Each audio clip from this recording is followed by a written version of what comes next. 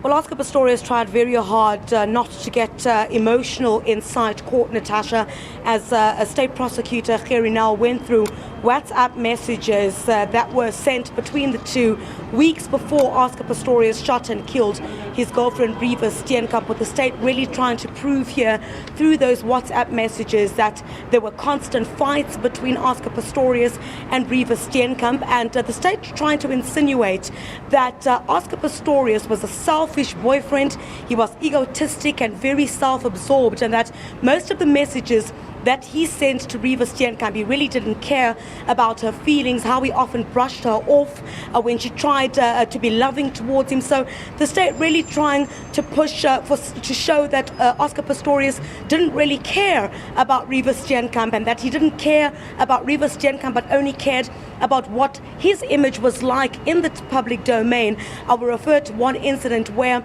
Reeva Steenkamp texted Oscar Pistorius, and she said she was tired of the way that he treated her. She referred to an incident where Oscar Pistorius told her not to chew chewing gum, and Oscar Pistorius came in his defense and said, well, he was told by one of his managers that when he is making a public appearance, he should not chew chewing gum. It doesn't look good on television, it doesn't look good for the cameras. So Gerrie now really tearing into him again, saying that he didn't care about Reeva Steenkamp, all he cared about was his image. So the state really trying to portray Oscar Pistorius as somebody who didn't care about Reeva Steenkamp, but in fact was very self-centered. Now, Chriselda, the issue of guns and Pistorius' gun handling, including that restaurant incident where a gun was fired, again under scrutiny, and Gerrie now is hounding him on these things. Oh, that's right, Gerrie Nel, definitely going for the jugular on this one, if I may.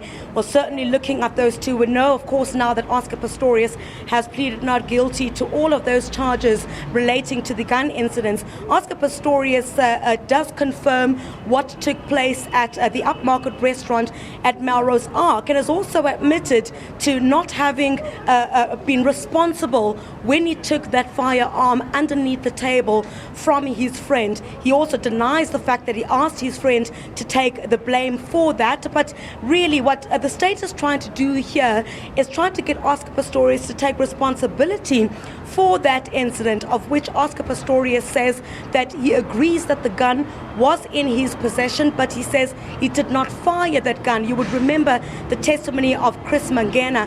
Chris Mangena said that gun was not able to go off on its own, but Oscar Pistorius maintains he did not pull the trigger and says he refuses to take responsibility for firing that gun. He says it went off on its own. Moving to the incident as well relating to the sunroof, you would know by now that he denies that that incident ever happened. Oscar Pistorius maintains he did not shoot through the sunroof of a moving car. You would know that his ex-girlfriend Samantha Taylor and his friend Darren Fresco both testified to Oscar Pistorius shooting through the sunroof when they came from an afternoon with friends at the Vaal River. Oscar Pistorius just about a half an hour ago says that Darren Fresco and Samantha Taylor are lying about that incident. He says that he's learned that after they had given a testimony, both Darren Fresco and Samantha Taylor, that they had actually met. He said when he was quizzed by Gerrie Nel on who told him, Oscar Pistorius says that he doesn't remember who told him about the meetings between Samantha Taylor and Darren Fresco. That's when the entire gallery burst out laughing, calling for an objection there from the judge, who said that this was not a form of entertainment, but really Oscar Pistorius, according to Gerrie Nel, is trying to forget, or seemingly forgets, about all the crucial incidents that he wants, that Gerrie Nel is quizzing him on. So Oscar Pistorius here really trying to be painted by the state as a negligent gun owner. All right, Chriselda, thank you very much. We'll leave it there. That's Chriselda Lewis coming to us live from Pretoria with those updates from the court.